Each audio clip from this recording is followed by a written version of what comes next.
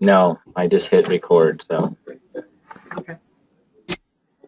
You got the business or stuff you got to cover first before I take over?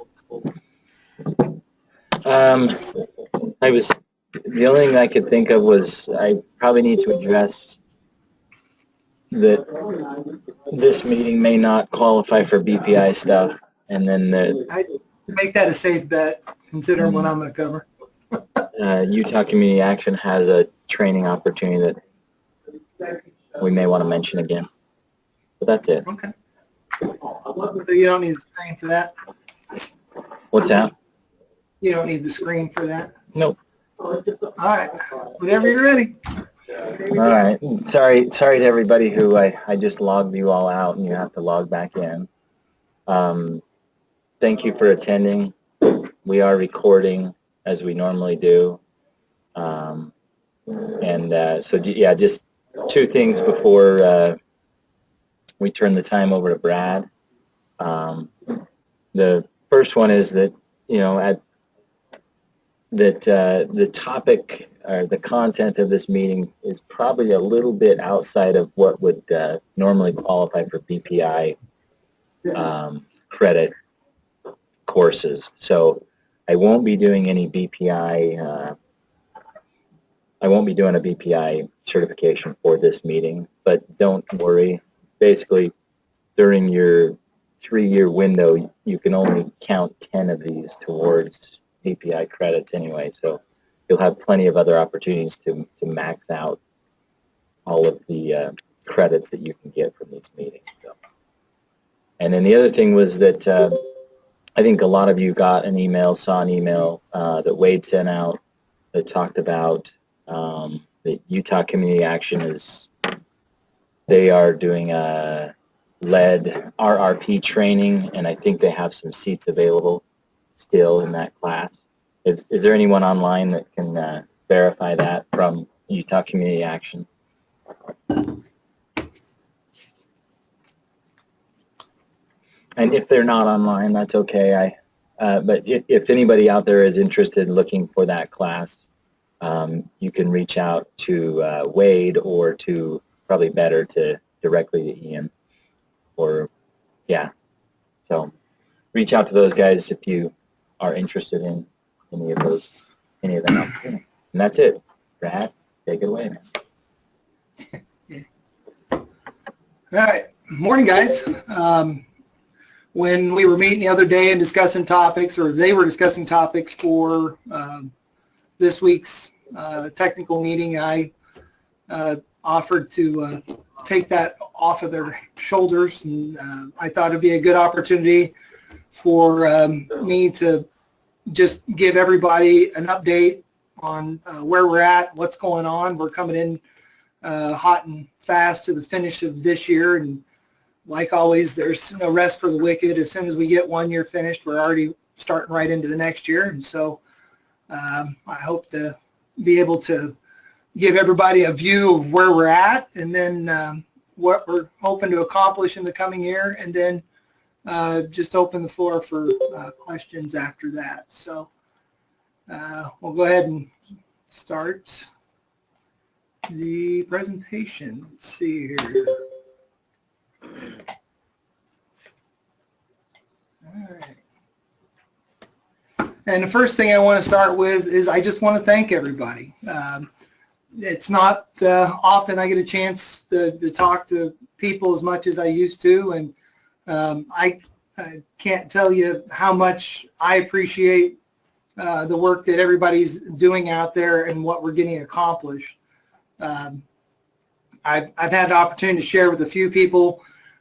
Sometimes I don't have the opportunity to appreciate what everybody is doing until I go to some of these national meetings, and I'm sitting in rooms and I'm hearing what other state managers are dealing with, and the problems they're struggling with, and the questions they're trying to get answered.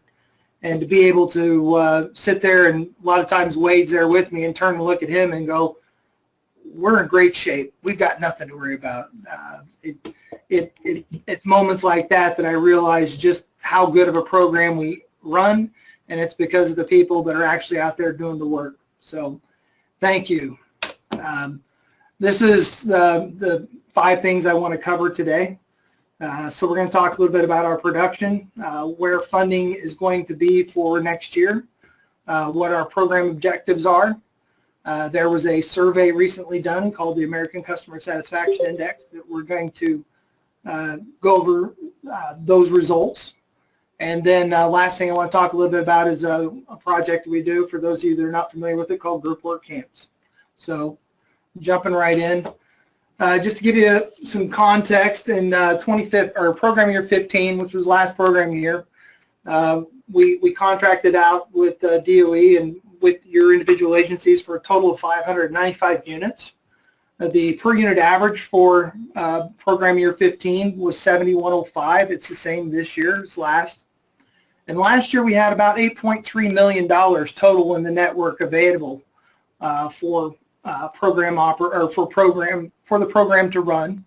And out of that, about 4.8 million of that was available for program operations, which is the bulk of the funding for what we're actually doing.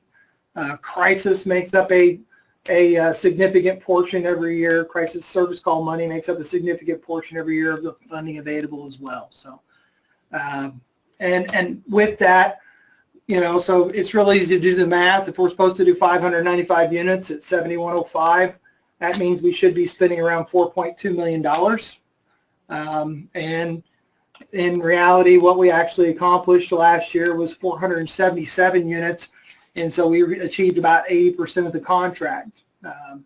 15 was first year that we implemented QCI. There was the standard work specifications, field guides. There were a lot of new things to the program, and we were not the only ones in the nation that were short of our goals. And we were able to make these arguments at a national level, and DOE acknowledged that they had raised expectations significantly and that they realized there was going to be a real impact to the program, and they were fine with that. This year, program year 16, we did some math and we recalculated how we were doing some of the money. So we ended up about 8.1 million total in the network, but you'll notice that net program operations came down a little bit. We still had the same per unit average, but we were able to reduce the total number of units that was contracted. And so again, you do the math on that, and you're looking at 3.7 million. So again, you'll notice there's a difference both last year and this year between what the net program operations line is and what our expectations were from the network. About $234,000 less, in net program operations, and that equated to a reduction of about 33 units that we didn't have to do. Right now, if we take a look at where we're at on our production for the year, for our 530 units, we needed to average about 44 units a month. And as you can see, from month to month, that lighter blue line, or teal, I think is what they call that, is our production. The purple is your crisis units for the year. And you can see we did have a real winter. And so this year, you guys definitely were seeing more crisis service calls, and it peaked in February. And then you can see it's tailed off dramatically. And likewise, the increase in our production tier 2 in the last 3 months, our weatherization production has jumped up significantly as well. One of the things, if you look at the trend, though, is we continue to dig ourselves in a hole in the early part of the year with our production, and then we have this mad dash to the finish. You can see that those numbers jump up significantly once the spring thaw hits and you guys go out and you're working very hard to get across the finish line or get as close to the finish line as possible. That is one thing I'd hope to see if we can't find a way to smooth that out a little bit so that when we come into the finish every year, it's like you just finished running a marathon and everybody's exhausted and ready to collapse. And I would hope that working with the coordinators at each agency, we can find a way in the coming years to maybe stabilize that and maybe get a more consistent level across the board. One of the things that you might be asking, is why does this matter, though? And for those of you that have been around, in 2012, right on the end of the stimulus, the program took a pretty significant hit in funding.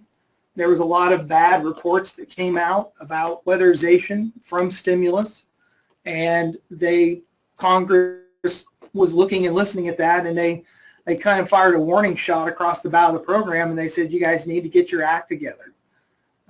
And that's when DOE started working on what they called the quality work plan. And that was when the idea of the QCI inspector came along, the standard work specifications, and the field guides. That's where this all began. And it was part of a bigger package of improvements that Department of Energy Weatherization and some of our lobbyists sold to Congress. And it was a good package, and they bought into it, and they started slowly restoring our funding. For those of you that saw the email I sent out last week, Congress finalized the fiscal year 17 budget that we're currently, the fiscal year 16 budget that we're currently on, and where every other program in the nation stayed pretty flat. You'll notice right here, weatherization picked up an additional $13 million. We don't know exactly where that $13 million is going.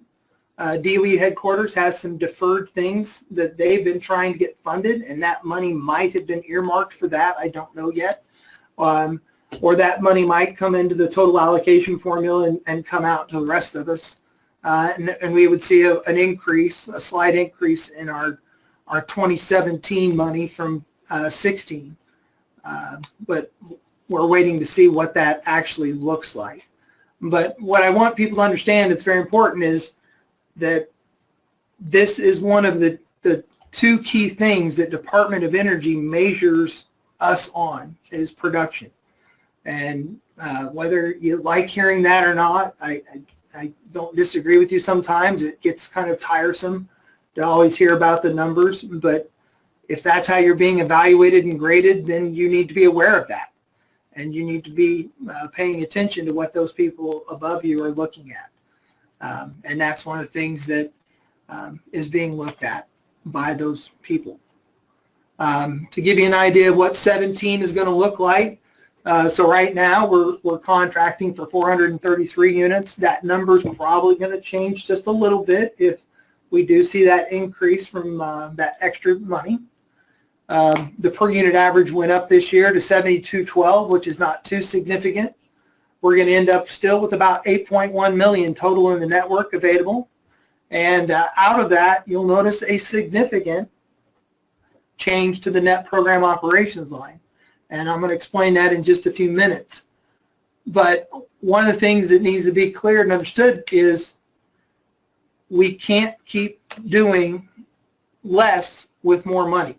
That is right now, from a national perspective, in the conference that I attended recently in March in Washington, D.C., they listed the decrease in production as one of the two biggest threats to the program right now. And that wasn't only individuals from DOE headquarters, but that was from a guy by last name of Bradley, who is one of our biggest lobbyists. David Bradley is one of the biggest lobbyists that Weatherization has going for him. He does a lot for us, CSBG, and a few other programs.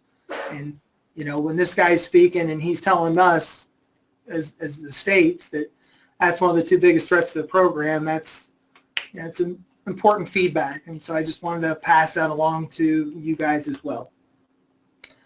So what are we going to try to accomplish in program year 17? One of the reasons you see that big decrease in the net program operations line is we want to focus a little bit more on training this year. And I got a slide on that coming up. But the one change that we did not win on this year is lead safe.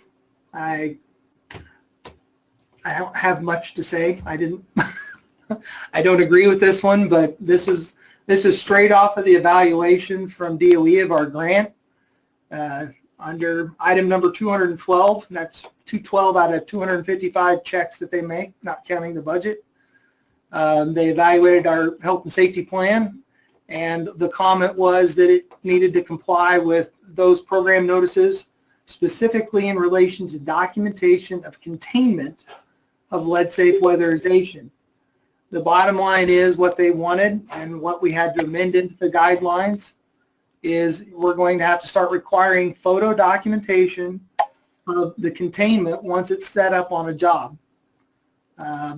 So that edit will be in the guidelines when they finally get issued, probably the last week of May, with an effective date of, unless other people have an interest in seeing a different effective date, I'd like to put the effective date on the new guidelines as 1 July at the start of the program year, but I'll go ahead and issue them a month in advance just so that everybody has a chance to go through. There's not very many edits to it this year, but just gives everybody about 30 days to review those edits prior to seeing them go out. So a few other edits and changes that we're going to make to the auditing standards. There was quite a bit of discussion this year about the impacts to having to rerun the audit, and we looked into that and listened to that. I had an opportunity to have 2 good discussions in DC with some people from DOE, specifically regarding when they felt it was a good idea for those audits to be reran, when it was a good idea versus you got to do it. One specific thing that we're going to make an adjustment on is the ECM motors. We do know that there's times that the auditor's going out and they're looking and saying, yeah, we could do an ECM possibly on this. But when the HVAC technician gets out there and they start doing some static pressure testing or evaluation of the ductwork or something like that, the ECM motor isn't the right answer. And I use that example specifically with DOE. And they did agree with that. And so using that as a guide, we also want to look at other items possibly that meet that that trigger, like an ECM motor, where we know there's no interactions with the rest of the audit tool. And we will make sure that there's an indication that in the client file that we just didn't arbitrarily ignore this, that this is why this measure was not dropped, and it's going to be based upon technical reasons, and not just because we didn't want to do it. And that's the important thing, is making sure we're not falling into that cherry picking no man's land that becomes a problem. A couple other things we want to look at is for some reason there was no provisions to do the tech log on the audit as part of the worst case draft. I have no problems using the tech log. The important thing is the burden on those of you who like using that is you must make sure that all the information that is on a form makes its way onto that tech log printout. That's the only thing, so that we can see where those timelines are for those events and things like that. Some of you may remember the whole thing with the thermostat. That was something that came down from a previous DOE project officer, where the thermostat could not be audited as part of the entire furnace replacement. He's no longer a project officer. I'm changing it. This is another one I never liked, and it never made sense on why you couldn't include the thermostat. And I know at times we've been doing it anyway, so we're just going to go ahead and make that edit and put that back into the guidelines as well. As far as policy updates, we don't really have a whole lot. There's still a basement apartment policy that I need to work on. I hope to get a chance to do that sometime this summer, so that I can have a draft late summer for everybody to review, and then we'll look to implement that, sometime in the fall. And that's just going to help clear up some of these questions that we run into when we get into the basement apartment, whether or not it's a separate unit, or, you know, do we treat the house, as we've always said, as a whole system, and just exactly when we're going to do that. It impacts how we do client qualification, of course, and along with you know, a few other things. And so we're going to put a draft policy together to give a place for the discussion to begin. We'll circulate that draft, and then we'll execute a final version of that. And that way we can help everybody make some better decisions on how to approach these things. The health and safety guidance, we're waiting for DOE. They are supposed to issue a new -6 program notice. It might be 17-6. We don't know. It depends on what year it finally comes out. Once they issue that, we'll make the necessary updates to our health and safety plan. There's an effort to renumber the guidelines.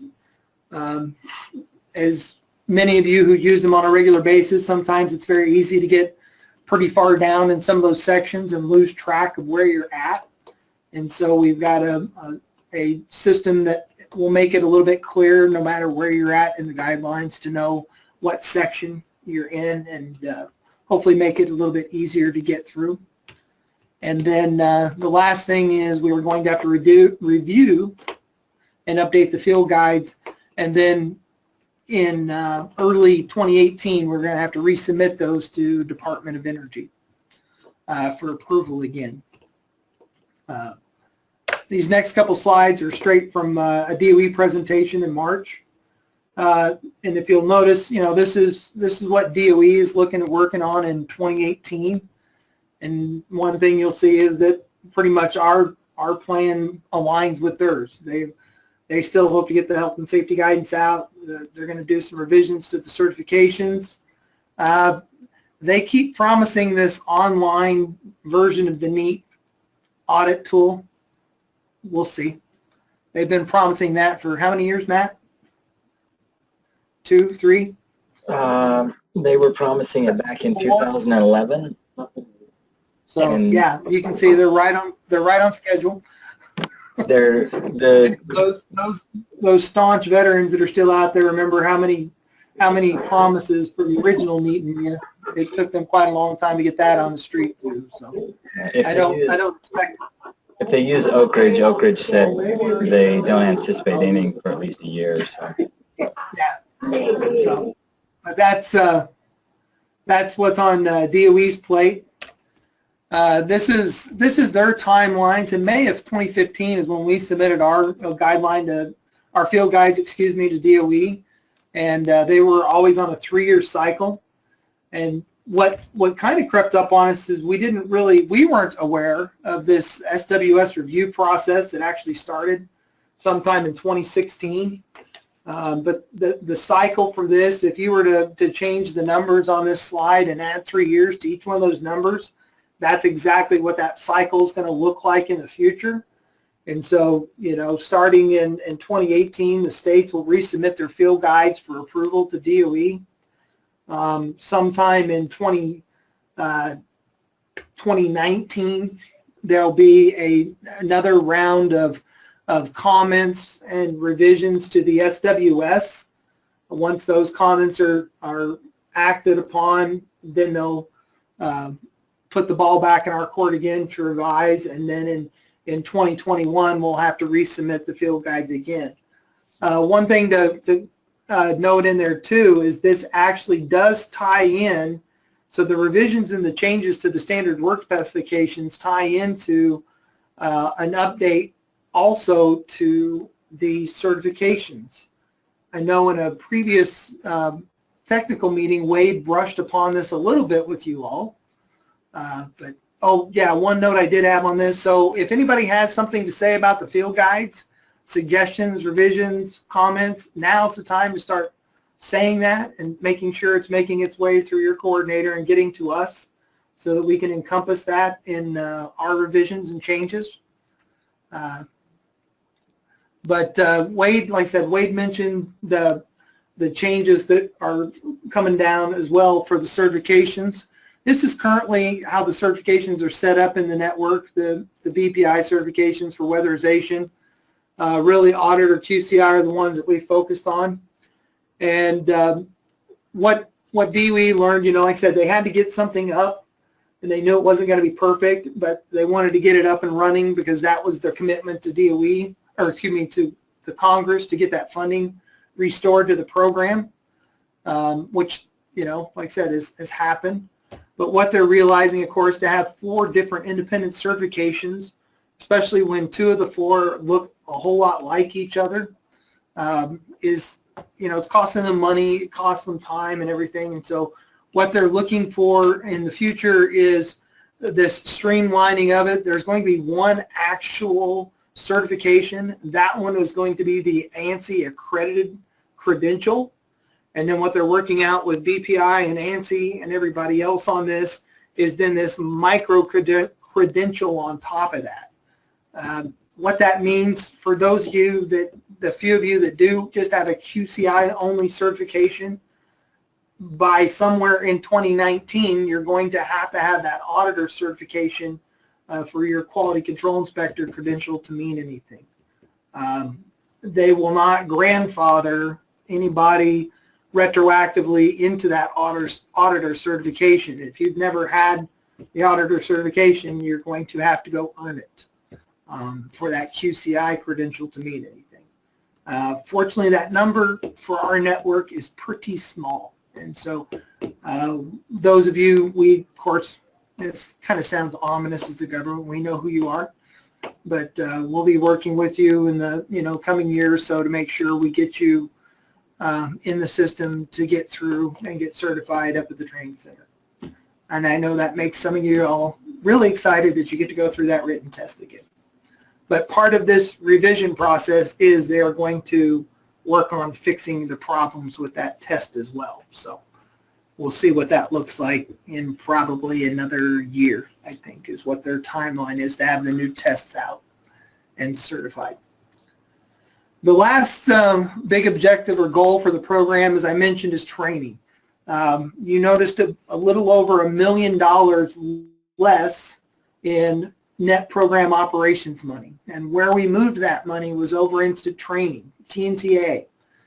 And with 3 objectives in mind. One of those objectives you'll notice on the slide is we're looking to bring in 2 to 3 national instructors up to the training center to do some training here in state on 2 of the topics we've identified are indoor air quality and building science. That 3rd topic we're undecided. Part of the reason I'm talking to you today is I want you and your agencies to discuss among yourselves, if you were to see a national instructor on a topic, what would that topic be? And then we will go out and see if we can't find somebody. But we're looking, gentlemen, like for those of you that know some of the national people, Rick Karg is one of the leading experts on indoor air quality. He actually either just stepped down his chair or is just taking over his chair of the ASHRAE 62.2 committee. The guy knows indoor air quality. He's created an app that a lot of you use. There's another individual out there by the name of Jeff Tiller, who's in the review I read from one of the guys that saw him in Nashville. He's just a building science geek. He's really big on air sealing and things like that. We're looking at maybe possibly bringing him in. Those of you who are familiar with Anthony Cox, he's the guy that invented the House of Pressure. He has a new presentation called HAM House, which stands for heat, air, and moisture. Also, again, ties into indoor air quality. But one of the things Anthony is really good about, too, is teaching that house as a whole system and how when we make one adjustment here, it has impacts on other aspects of the home as well. So if you guys have any suggestions or thoughts on any of that stuff, send me or the guys an email, phone call, something, let us know. And as we start looking to finalize these instructors and dates and things, we'll look to fill that last slot. There's a national and a regional conference coming up in 2018.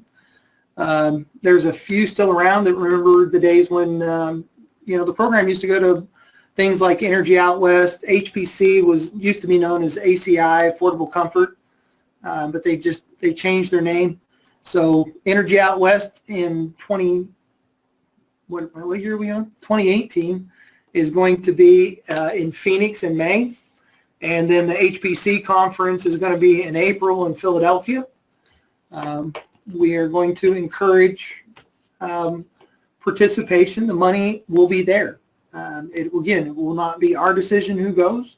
It will be up to your coordinators to make those decisions on who attends and participates in those events. But those are the two that we have on our radar that we're pointing to. If somebody finds an additional one, like I said, we're willing to approve that out-of-state travel for any event that aligns with what we're trying to accomplish. And then the last thing is peer exchange. That's something that's been talked about in the past, and I've never been shy to admit that I was probably one of the loudest voices in the room against peer exchange. I felt at the time, several years ago, I did not feel that it would be very productive. And part of the reason I didn't feel it would be very productive was because there was way too much diversity and difference in how things got done in the program, and not just on a physical way, but just the procedures, policies internally.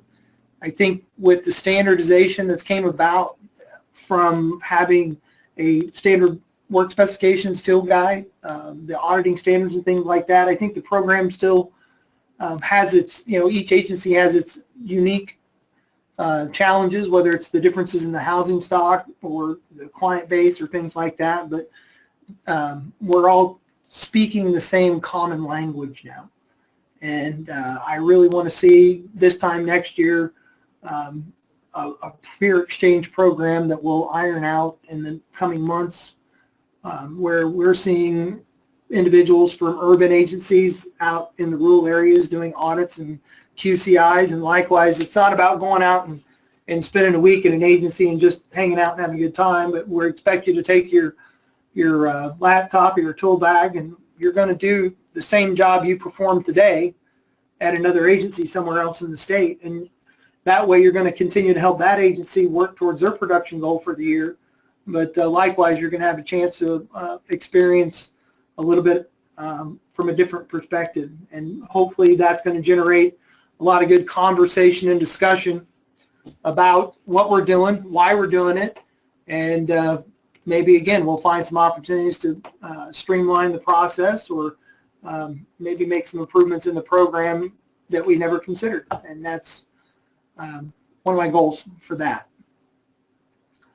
Next on my agenda, the ASCI. So over the winter, Department of Energy commissioned a survey, and the American Satisfaction Customer Index, that they survey that federal government has been using to measure just exactly where their satisfaction is with their customers. And so the states filled out, each of the state directors, like myself, we filled out a survey, and then another one was sent down to each one of the agency coordinators. And any statisticians can maybe figure out what this slide means, but they have a lot of different questions that they ask that go into these driver categories that they then do some creative math to come up with a single number to say this is where your satisfaction level is among your customers. Department of Energy, they fell right there, just one number below the national average for federal government at a 67. And the highest they've ever had so far on record, USDA rural development, came in at an 82 back in 15. Pretty high number, but 67, while it might seem a little bit low, is actually considered average. It's an acceptable level. There were just a little over 580 organizations that responded to this survey. This is kind of a breakout of who responded by type. You'll notice where we have the one community action program, and then the AOGs. So we're definitely down here where 7 of our AOGs were in that minority, and then the community action programs fall in that 266 number. So yeah, we're definitely the exception. We're not the norm. It's kind of something we've always known. But where we have a lot more rural areas, the community action programs have just never had any real success in rural communities. And definitely when you start looking at some of the square miles we're covering, it would be pretty hard for them to work their model in those areas. So that's part of the reason we have the AOG system that we use here in Utah. By region, just for whatever, arbitrary grouping, they group the programs by region. Utah falls in Region 5, which is mostly the Western Mountain states, but they also have the Mariana Islands and American Samoa and Guam grouped in there with us as well, which I'm not sure what we have in common with them. But overall, Region 5, we scored a 68, which is again, it's considered average or respectable, acceptable. Utah, we scored 5th in the nation. I have it on good authority that Varmint, Massachusetts, and Oklahoma cheated. In reality, we should have actually been above all of them, but I'm actually very proud of coming in with an 86 right there at 5th in the nation. It was very, very easy for me to put that on my weekly report to my leadership to express how well we did. In the 4 key categories, these were what they considered the critical categories. We scored in the top 5 in 3 of the 4. I think we did really well across the board. I think we were in the top 5 in almost all of the categories, but this is in their DOE's presentation to us. These were what they considered the 4 critical categories, which I was pretty pleased to see that we were up there so high in those as well. So what DOE expects of us, they held their 2 webinars last week of April, which is where I stole those last few screenshots from. They're going to plan some type of webinar for the subgrantees in June. They don't have any details on that yet. Once that comes up, I'm sure I'll be asked to pass that information along to you all as well. They're going to work to convene a best practices group to help them work on some of the challenges that they're having, but also they're going to work with our national organization as well to try to come up with some best practices for some of those other states. One thing I did not mention, so we scored, 86. The top score in the nation was a 96. I don't know how many of you saw this one right here, the national low. So there was one state out there that definitely did not have a good day. Just keep that in mind. So anyway, jumping back to where I was.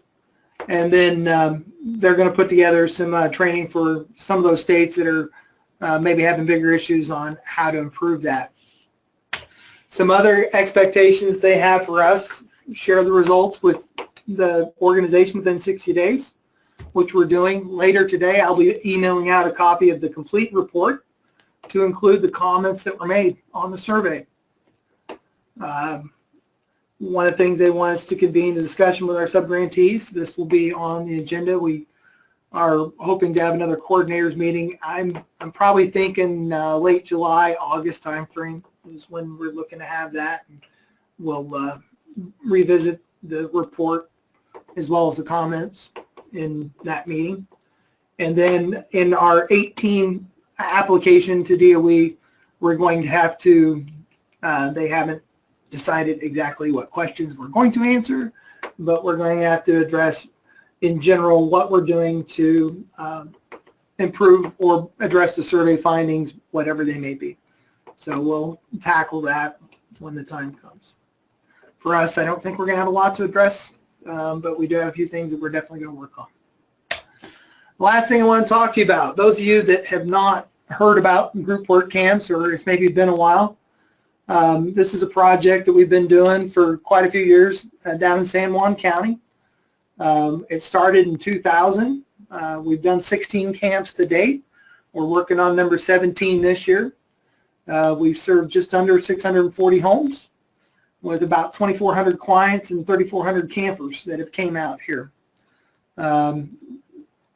when I get to talk about this is one of these things where I describe it as a partnership that works, because it's not often that you can get private sector and government to come together and actually do something successful.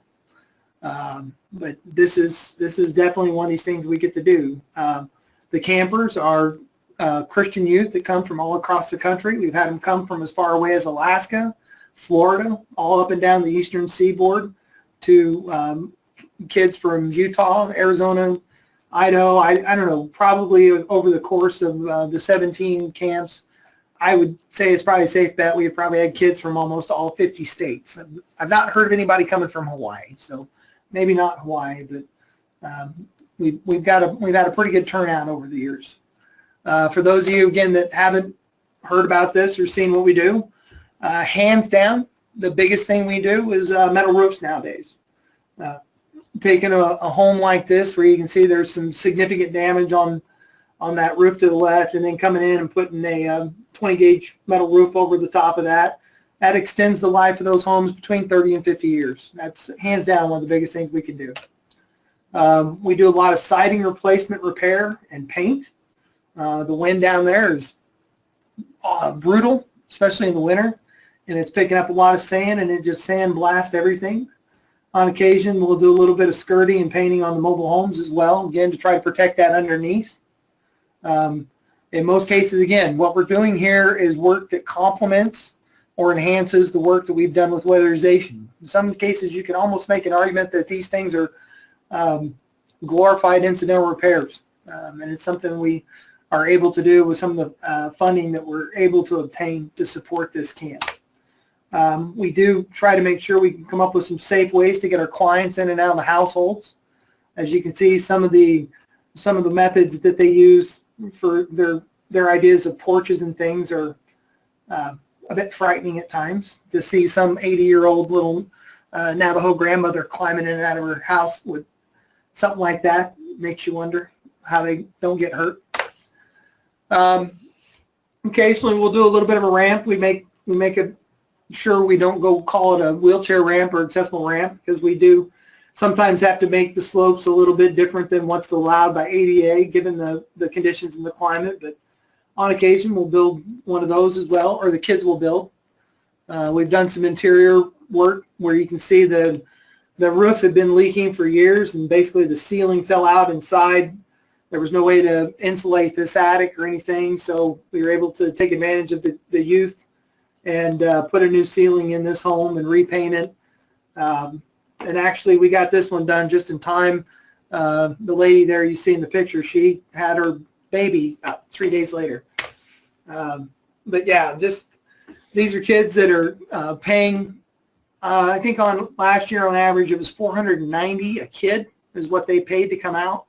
And that just covered their expenses, lodging, food for them. We actually are the ones that come up with the money for the materials and everything. And then they still have to pay for their own travel to and from camp. In some cases, they're flying out and then renting vehicles for the week as well. So they're making a pretty substantial financial investment. And likewise, we are as well with materials. But yeah, it's a good opportunity for these kids. They get to know the residents, each other, as well as our own people. And part of the reason I'm talking to you about this is this year our camp is in Navajo Mountain. We're seeing a higher enrollment than we have in the last few years. We're going to end up with about 53 crews. We're going to end up working on 47 different homes this year. And on average, we have between 3 and 4 jobs for each person from weatherization. The weatherization people, like my entire staff, the entire staff from Southeast Utah Association of Local Governments, both the Mexican Hat, Nelson, Evan, and Gabe down there, Gary and Greg out of Price, along with my entire team. And then we need people from the program. There's been good participation and support. Guys like Jesse, Lauren, Ian, Brent, Jason Kopinski are some of the guys that have came down over the last few years, and it's been a big help. It's a great break from what we do. You have an opportunity to teach these young high school kids that have absolutely some of them have never picked up a power tool in their life. And by the end of the week, you're going to have them installing metal roofs and building porches and ramps using, skill saws, impact drivers, the same tools we use as part of weatherization.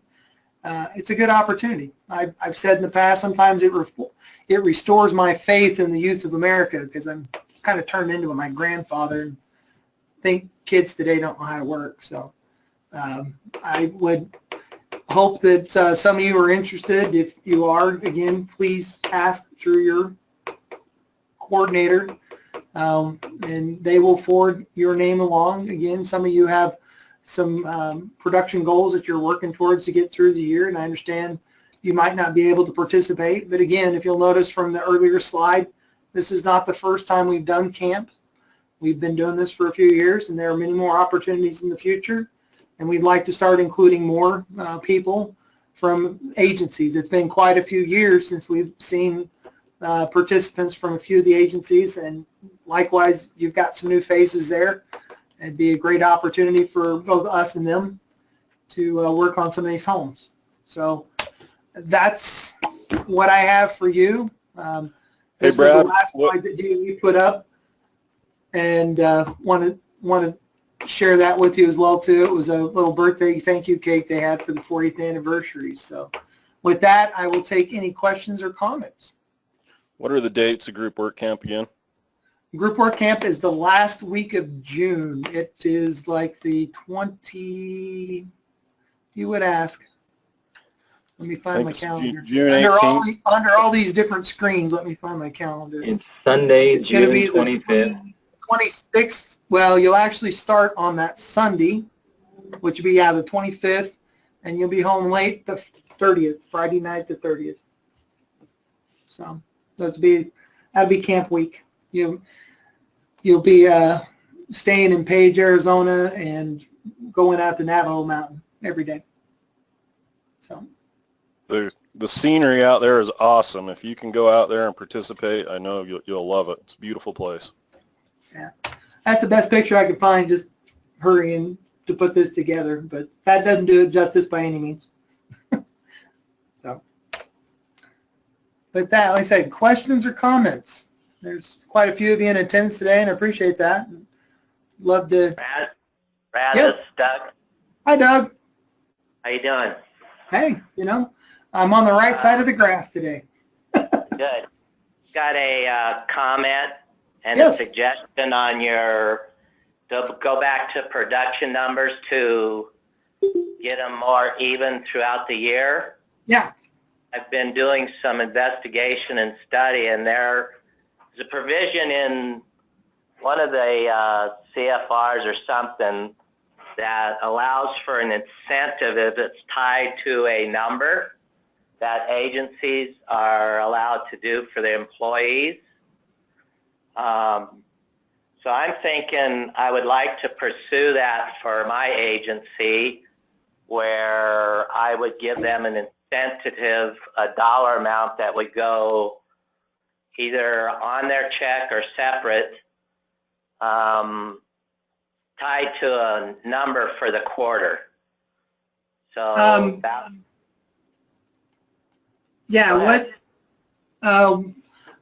not sure. Without doing a little bit of research, you can have, the federal regulation does allow for an employee incentive program. It would have to be a program that is in written policy, right. with your parent agency, of course. The one thing I am not entirely sure on, obviously the federal government gets a little sketchy when you start talking about giving cash to people. And I don't know. I think there's some specific details on when that award can be cash versus non-cash.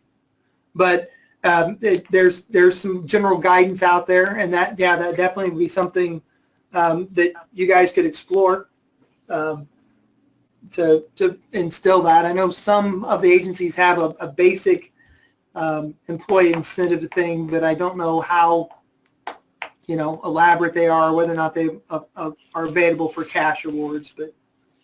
But I'm glad you appreciate that you're looking into it, Doug, because just myself trying to look at things over the last you know, quite a few years, that's always what tends to happen, is this mad dash to the finish. And then everybody gets across the finish line, and I get it. Everybody's exhausted. And so, yeah, you definitely want to just catch your breath. And so, you know, I can understand why the numbers in July, August, and sometimes even to September are lower. But then, bam, we get into hunting season and no heat season. And so you're either taking time off or you're getting slammed with crisis calls. And that's the thing I keep just, you know, from my view here, you end up digging yourself in a hole, and then you spend the rest of the year trying to get out of it.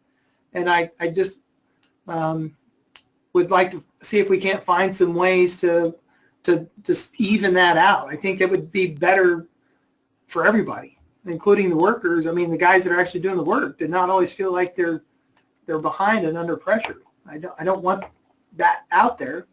But if we don't make some conscious efforts to find a way to stabilize our production on a weekly or monthly or quarter, however, on a regular basis, we're always going to end up in this cycle. So thanks, Doug.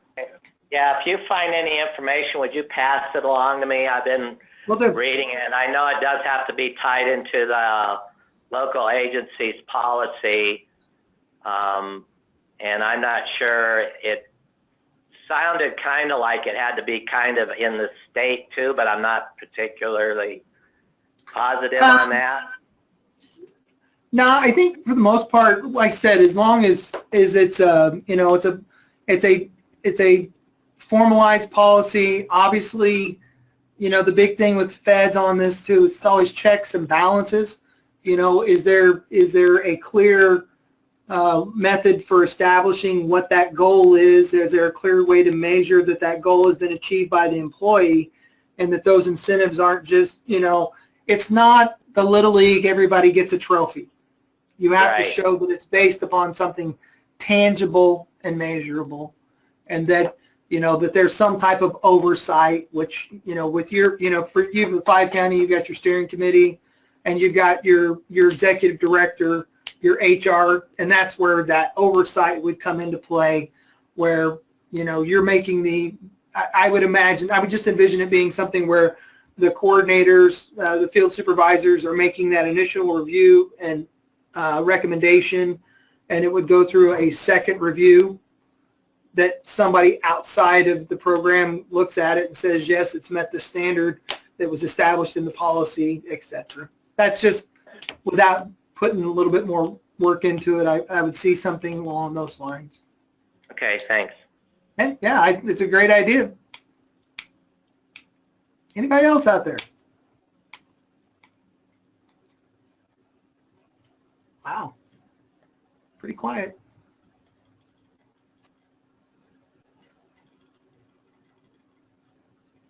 No other comments or feedback, suggestions? I just want to mirror what Brad started with, and thank all you guys. Again, I've said it before, when we go back to D.C. and we look at the program as a whole across the nation, me and Brad always come back and go, yeah, we got our little problems here and there, but as a whole, we're way on top of things. So, and that's because of you guys.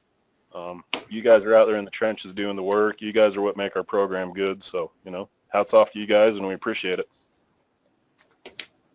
Hey, Brad, when do you need to know about people going to the work camp? I would like to, you know, have something here in the next few weeks, if possible, please. Okay. I'll probably, within the next week or two, I'll probably start making some phone calls begging. Okay, well, we're definitely going to need some help this year. I have one or two that might be interested, so I just need to know what your time frame was looking at so I can let them know. Yeah, I definitely would need some commitments in the next couple weeks. Just, you know, again, FYI, your cost, you'll actually end up invoicing. There's money that we put down in Southeast ALG's under contract to them specifically for this. So your agency will actually invoice Southeast for that employee's time. They'll cover lodging per diem, you know, the vehicle, fuel, the whole thing. You'll actually do an invoice and send it through me to Southeast. And I've got some When we get to that point, I've got a little guide on exactly what needs to be on that invoice, how it, in that way it helps Michelle Kelly down there in Price get it processed and paid quickly. We'll need you to bring your own vehicle with your tools and stuff. And yeah, this one, like I said, it's in a great location, and there's definitely going to be a lot of kids. There'll probably be a lot of new kids this year. It's always been a pretty popular camp. So. Hey, Brad. Yep. And also, just a reminder that each person going down needs to have their own vehicle. Don't send two guys in the same vehicle. Yeah, that will not work. That will definitely not work. So each person will need to be in a vehicle. So. Nothing else out there. I guess the last question I have for everybody else out there, do you feel like this presentation, that was a break? I kind of hijacked your technical aspects, but just kind of give you an overview of where we're at and where we're going for the year. Do you feel like there was some value to this? If so, I'll be glad to do it again once a year about this time, kind of as we're closing out the year and heading into the new. If not, I will stay out of your technical meeting and let you stay technical. Yeah, I thought it was actually nice to hear what's going on and what to look forward to and see how we can improve.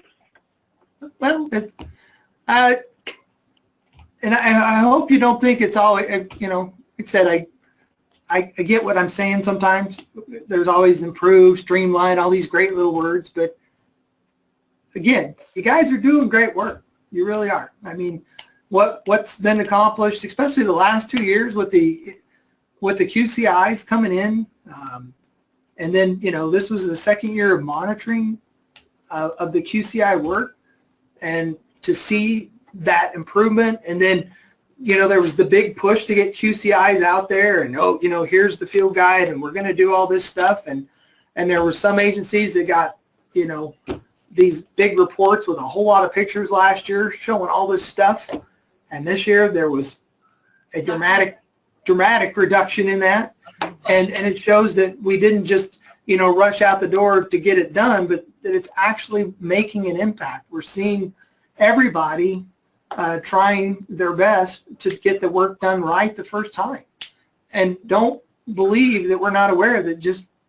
one, clients do crazy crap after we leave.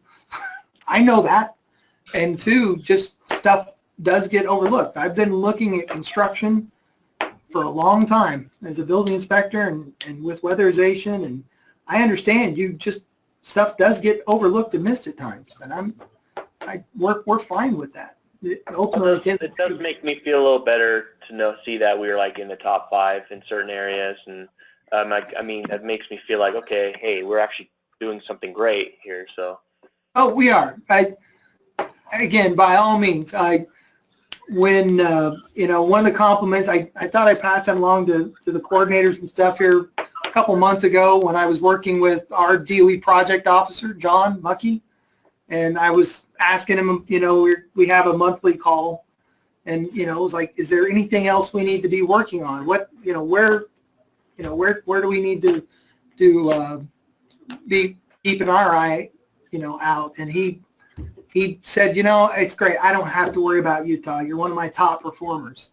He's a senior project officer. He has 7 states that directly report to him, and he's got another 7 from a junior project officer. So to have a guy that's managing 14 states say we're one of his top performers, I appreciate that. That's nice. And again, it's not from the work I'm doing. I just report it. You guys are the ones that are turning the numbers in and getting the work done. And, it's feedback and suggestions from you or how we're making the changes to make the program, accomplish the goals that we're trying to do. So please don't always think it's negative. There is good stuff. We realize sometimes we get very fixated on that. It's very easy because whether we want to, like it or not, that's what we're supposed to do. We're supposed to come out and monitor and evaluate, and it's very easy to always say, oh, this file was missing this, or that wasn't installed right on this job. But But again, that's not, you know, the goal or objective. It's just to evaluate where we're at and make the decisions on where we need to work on. So, anyone else? A few of it dropping off now.